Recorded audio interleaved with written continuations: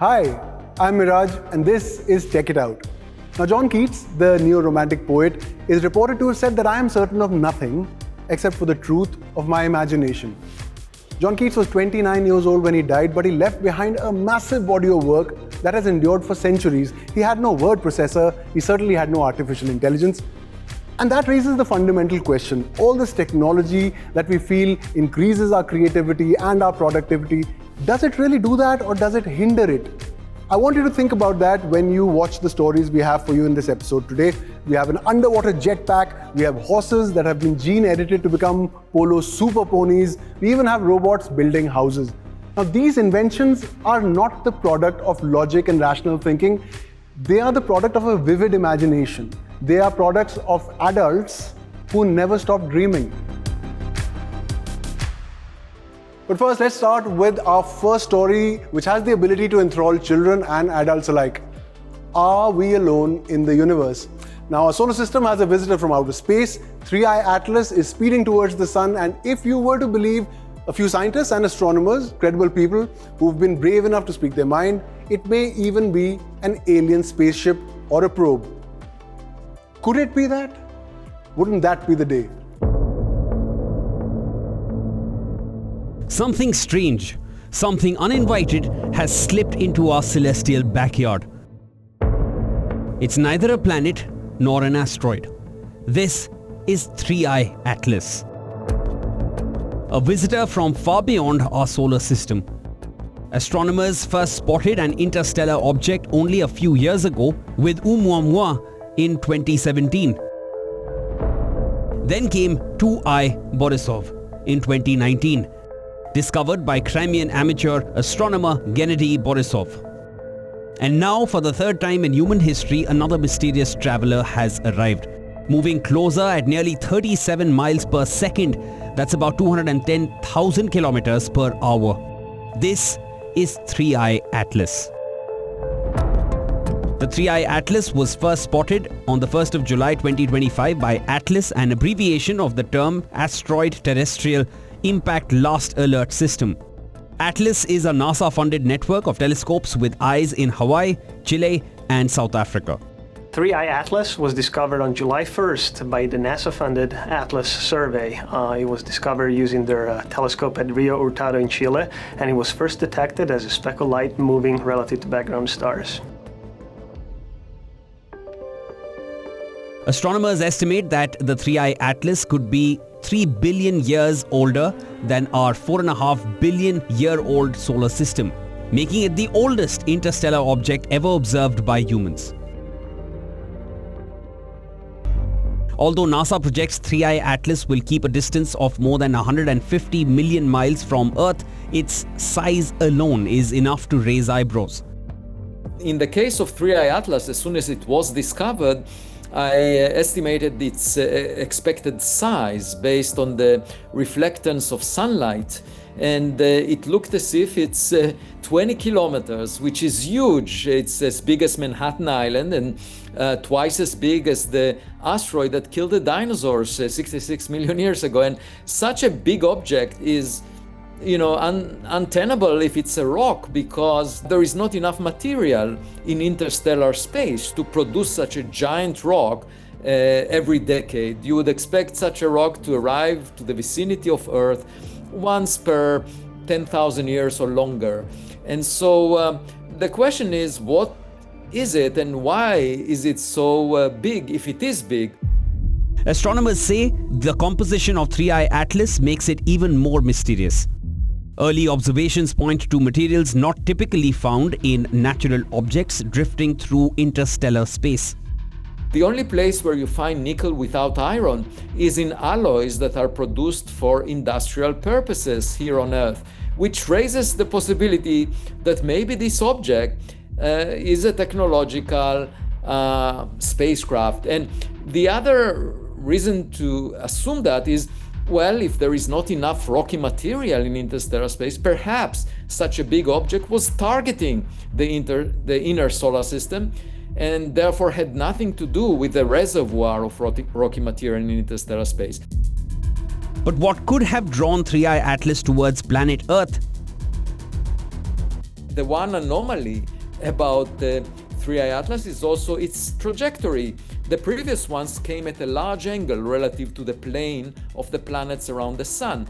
However, 3i Atlas came exactly in the plane, and one wonders whether it came as a reconnaissance mission to examine Mars, Venus, Jupiter, which it will come very close to. It would have taken about 80 years for this object to arrive to the vicinity of Earth. And about 80 years ago, we had the first nuclear explosion on Earth. And so one may wonder whether we triggered this visit. As 3i Atlas passes through our solar system, the question remains, how should we respond to such objects? Could these encounters be an opportunity for discovery or a risk we don't yet fully understand? It's a blind date of interstellar proportions, and in a blind date, my advice is observe the other side before doing anything. Is 3i Atlas a comet, a stray asteroid, an alien craft, or something we aren't even aware of? Whatever it is, its arrival reminds us how little we know about the vast frontiers beyond our solar system. This is pure comic book material. Now, I do understand why a child would be fascinated by the idea of an underwater jetpack, but why would an adult want to go that fast underwater? Here's why.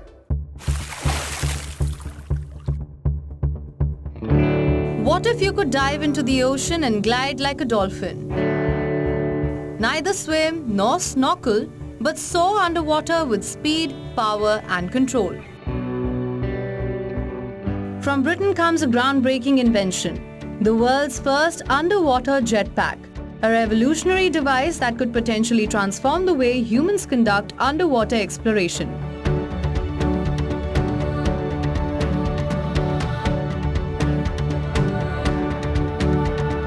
What's been designed here is the world's first underwater jetpack. And this is a compact propulsion system that sits on your back and allows you to fly through the water simply by moving your body.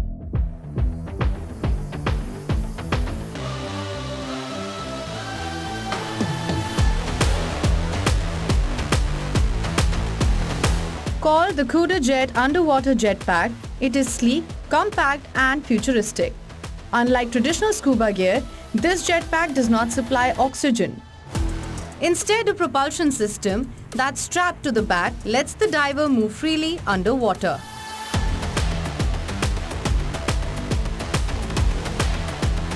The jetpack uses a handheld controller to adjust speed and direction.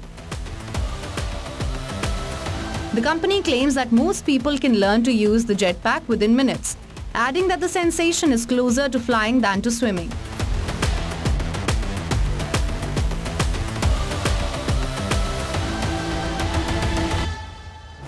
Despite its compact size, the CUDA jet delivers impressive power.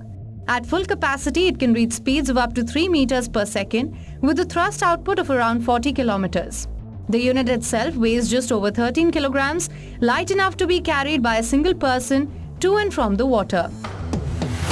The jetpack can perform reliably at depths of up to 40 meters.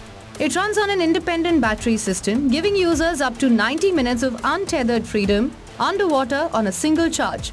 For casual riders, depth is limited to about 3 meters for safety. Today, the university experiment has grown to a fully commercial product, retailing about $28,500. Imagine you've lived your whole life and you've thought that you've kind of done everything. You've got the fast cars, you've got the jet skis, you've done diving, and now all of a sudden this new thing comes along where it's an entirely new experience. You're flying through the water.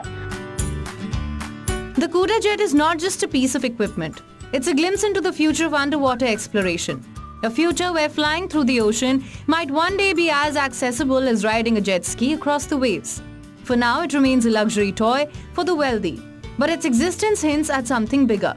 The possibility of rewriting how humans move through one of the planet's most mysterious environments.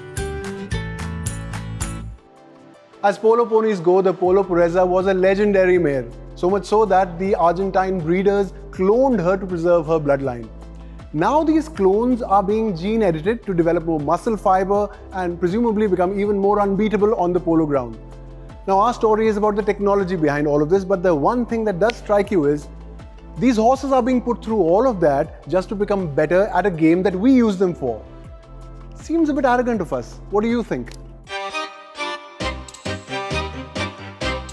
Polo, often called the sport of kings, is deeply rooted in royalty, nobility, and high society.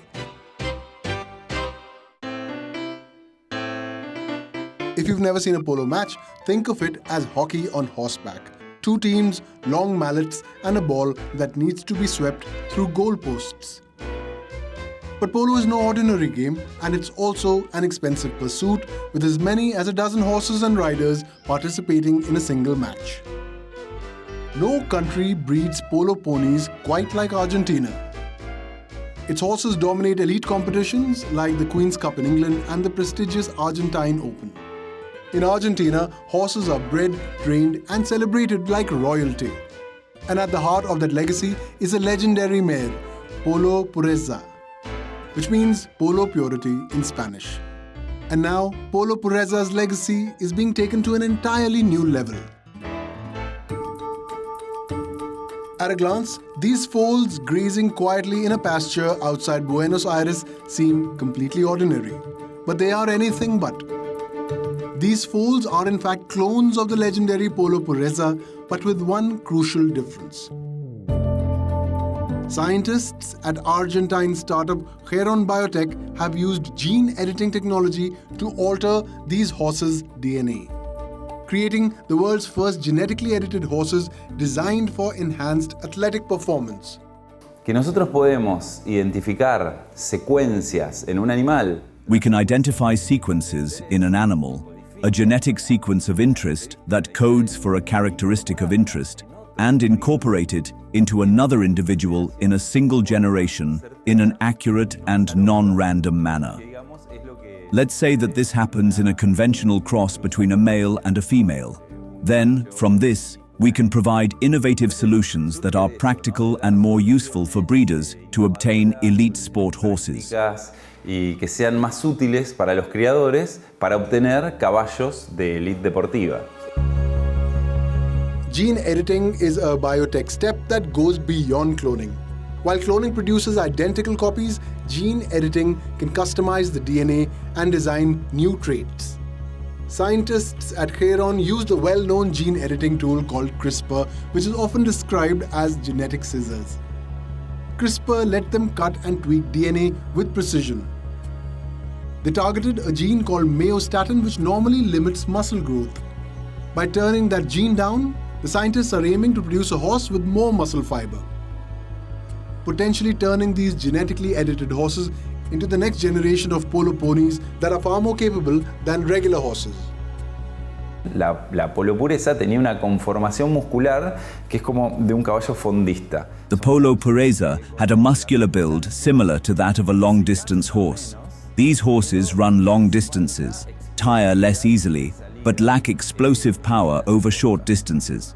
What we did was insert a sequence into the myostatin gene, which regulates muscle mass. This gives it a higher proportion of type 2 fibers, which are the ones that contract quickly. So what we did was transform this animal into a sprinter, with greater speed off the mark over short distances. Sprinter, lo que se dice, que tenga mayor velocidad de salida en distancias cortas. Unsurprisingly, not everyone in the polo world is ready to welcome these genetically edited horses. The Argentine Polo Association has banned these horses from competition. The country's national breeders' body says it will monitor the foals for 4 to 5 years before taking a call if they can be registered and compete. Now, critics argue that gene editing for a competitive advantage crosses a line. It goes beyond preserving bloodlines and into designing animals.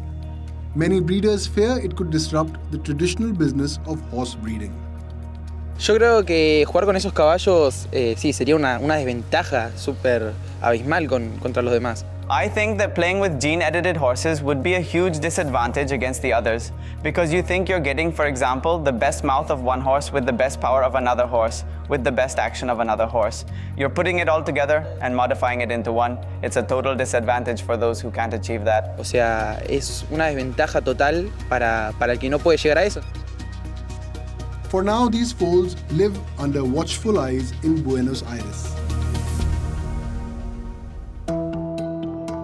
But the big question continues to linger.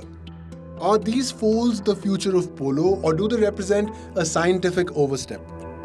What's undeniable is that technology has galloped straight into the arena of tradition, spanning new questions about sport, ethics, and just how far we're willing to go to get the winning edge. Isn't this how humanity always envisioned robots, doing all the heavy lifting, doing all the repetitive work, unencumbered by tiredness, lack of focus? Now, California's devastating fires decimated entire neighborhoods, and now robots are helping people rebuild their homes again. Here's the story.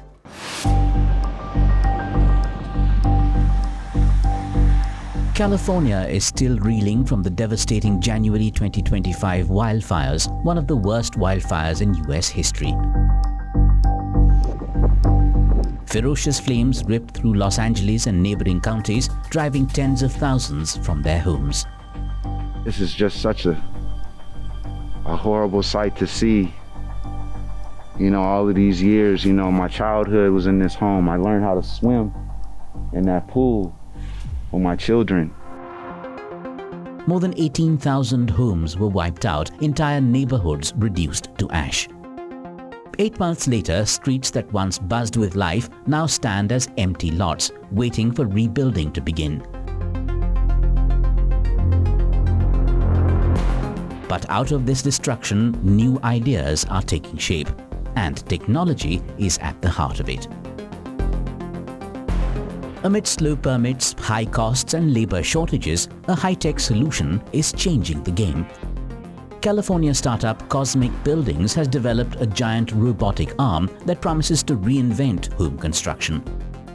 Unlike traditional methods that can drag on for months, this robot fabricates wooden wall panels inside factories and ships them straight to cleared foundations, where they're assembled into full house frames. You know, we know that we have a solution for people to really give them hope that they can go back to their homes, go back to their properties as fast as they can.